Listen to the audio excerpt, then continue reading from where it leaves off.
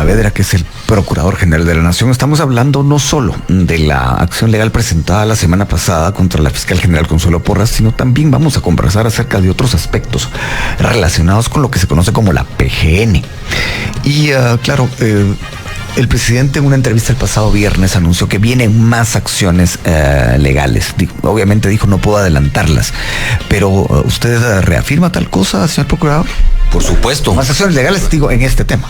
No, definitivamente el planteamiento que tiene el presidente sigue una estrategia y obviamente en su momento él me instruirá para que yo revise, analice y presente las acciones que se consideren pertinentes. De momento lo que se tiene es eso. Y habrá que esperar, ¿verdad?, a recibir la siguiente instrucción. De momento lo que se tiene es eso. Quiero preguntarle algo. ¿Cabe algún tipo de acción luego de lo que ocurrió, digamos el 30 de septiembre, recuerdo la fecha, cuando se hace el allanamiento en el TSE y se sacan las cajas y todo eso? No cabe ningún tipo de acción legal, no digo contra la fiscal general, contra diferentes funcionarios del MP por dichas situaciones. Pues habría que revisarse. Yo todavía no he recibido una instrucción al respecto, pero habría que revisarlo. Yo le digo, hay tanto que enderezar para el verdadero sometimiento al Estado de Derecho en Guatemala, que es cuestión de estudiar bien y que el presidente, pues a partir de su planteamiento y de su estrategia, me dé las instrucciones que se estimen pertinentes. Yo no puedo actuar de oficio, necesito una instrucción del presidente de la República y como abogado del Estado, pues plantear lo que corresponda para defender los intereses del pueblo, ¿verdad? Interesante lo que acaba de decir. Yo no puedo actuar de oficio. Valdría la pena adentrarse un poco en la función del PGN, porque de alguna manera, en algunos casos, no diré que siempre, es como una figura un poco gris. Es el abogado del Estado. ¿Cuándo puede actuar, cuándo no? Cuéntenos. No, sí, por supuesto. El artículo 252 de la Constitución establece cuáles son las funciones que le corresponden a la Procuraduría General de la Nación. Y estas, yo le diría, tres principales establecidas en la Constitución y obviamente otras funciones también principales establecidas en otras leyes. Estas tres constitucionales son la asesoría y consultoría del Estado. Digamos que es el asesor jurídico del Estado, no del presidente. No, del Estado. Buen punto el que usted plantea. El asesor jurídico y abogado del presidente es el secretario general de la presidencia. Es una secretaría creada por mandato constitucional. Él es el abogado del presidente. El procurador general de la Nación es el abogado del Estado. Y entonces ejerce la asesoría y consultoría del Estado. La otra función fundamental es representar al Estado de Guatemala. Entonces se representa tanto en lo nacional como en procesos que se planteen en el ámbito internacional. Por ejemplo, los arbitrajes de inversiones. Ese es un tema muy importante para el país. Otro tema son las actuaciones ante la Comisión Interamericana de Derechos Humanos y ante la Corte Interamericana de Derechos Humanos. La Procuraduría General de la Nación es la que tiene la obligación de defender los intereses del Estado ante estos entes y en esos casos. Como recientemente ocurrió, le comento, el lunes recién pasado estuve en la primera audiencia presencial ante la Comisión Interamericana de Derechos Humanos argumentando sobre un caso en defensa de los intereses del Estado. ¿Se puede saber cuál es ese caso? Es el caso de las 14 comunidades quechíes en contra del Estado de Guatemala. Es ante la Comisión Interamericana de Derechos Humanos. Y acá lo que se propuso, y esta es información pública que se puede verificar, se propuso un acuerdo de solución amistosa. Eso forma parte de los lineamientos políticos del propio presidente de la República, en el sentido que este tipo de controversias puedan irse solucionando para realmente buscar una respuesta integral a los problemas de las poblaciones. Importantísimo el que se pueda solucionar, ¿verdad? Y evitar esa conflictividad enorme que existe. Ante la Comisión Interamericana de Derechos Humanos también hay casos planteados y medidas cautelares, como por ejemplo las medidas cautelares que se decretaron en favor del periodista José Rubén Zamora. Medidas cautelares también en favor de operadores de justicia, jueces, abogados. En fin, hay una serie de cuestiones que tienen que tramitarse ante la comisión y la Procuraduría General de la Nación pues debe representar al Estado en estas instancias. Y básicamente ahí también lo que se hace es recopilar información de cómo ha cumplido la institucionalidad guatemalteca, o sea, el Estado, para poder frenar esos abusos que han sido denunciados por las personas protegidas. Y entre ellos es, por ejemplo, en los casos en donde haya que hacer una investigación criminal, una investigación de tipo penal que ha hecho el Ministerio Público al respecto. Entonces son aspectos importantes. También se denunciaba el estado de salud de José Rubén Zamora y se le fue demostrando cuál ha sido la respuesta que a partir de la presidencia del presidente Arévalo se ha ido llevando a cabo, ¿verdad? La atención, el ministro de Gobernación. ¿Usted le ha dado seguimiento a ese tema? El periodista José Rubén Zamora. No solo a ese, sí. Pero digamos, es un ejemplo. Es un ejemplo que pues a vista de muchos pues lo tendrán presente, se le da seguimiento y se busca lo que reiteradamente he manifestado, que es el sometimiento del Estado a un verdadero Estado de Derecho y no un Estado mañoso de legalidad.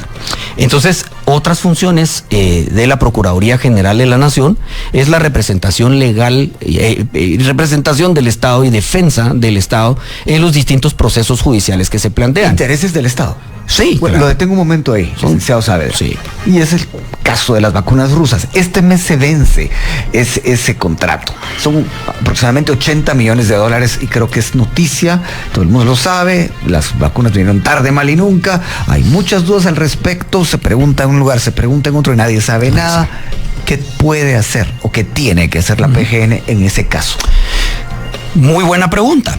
Porque la PGN va a actuar conforme a las instrucciones que reciba del organismo ejecutivo para plantear las demandas que puedan corresponder. Usted dice de oficio no puede. No puedo. Tiene que recibir instrucciones. Y por eso el valor importante de lo que usted preguntaba, en el sentido de en las abogacías del Estado y en la representación, en los juicios, la Procuraduría General de la Nación y el procurador actúa siempre con instrucción del presidente.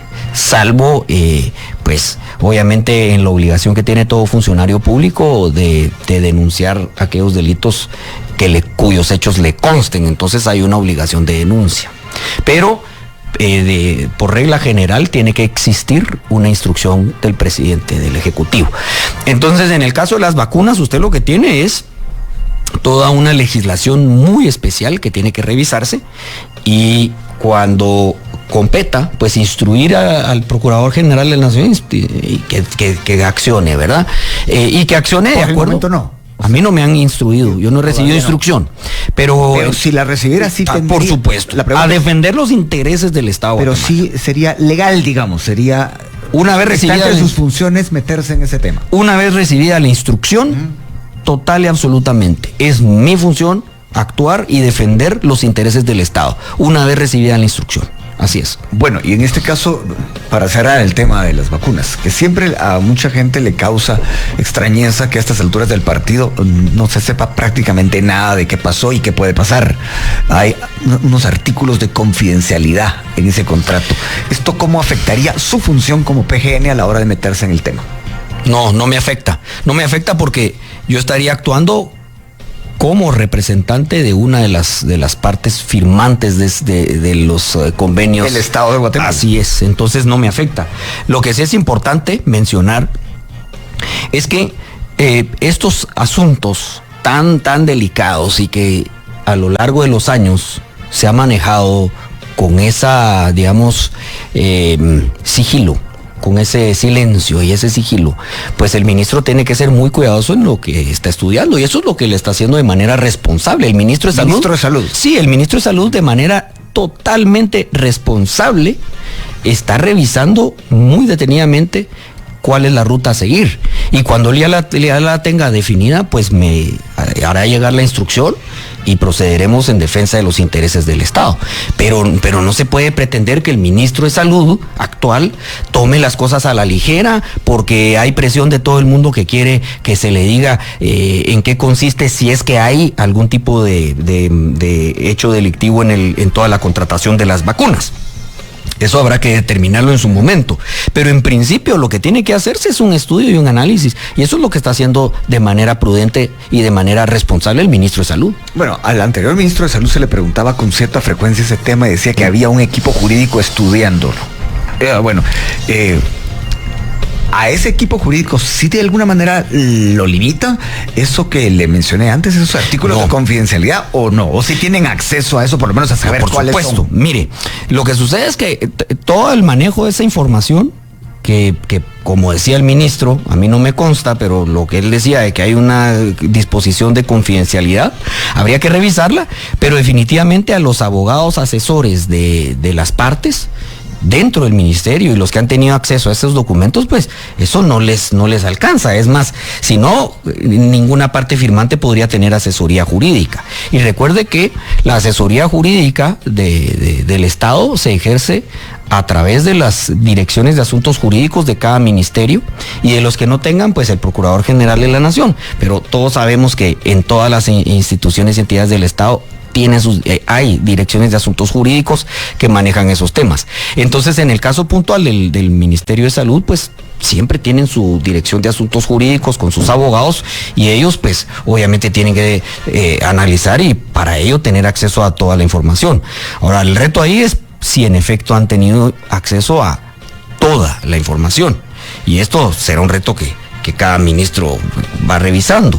Pero le insisto y le reitero, tiene que tenerse confianza el pueblo de Guatemala, que actualmente tenemos funcionarios de primera, gente honrada, capaz. El doctor Oscar Cordón es de primera, es un tipo totalmente responsable, es un tipo honrado. Entonces él está haciendo su estudio a través de su asesoría jurídica, y cuando él tenga unas instrucciones que darme, pues yo actuaré. Él también puede darle instrucciones a usted. Sí, a través del presidente. Mire, la ley establece que las instrucciones deben provenir del Ejecutivo.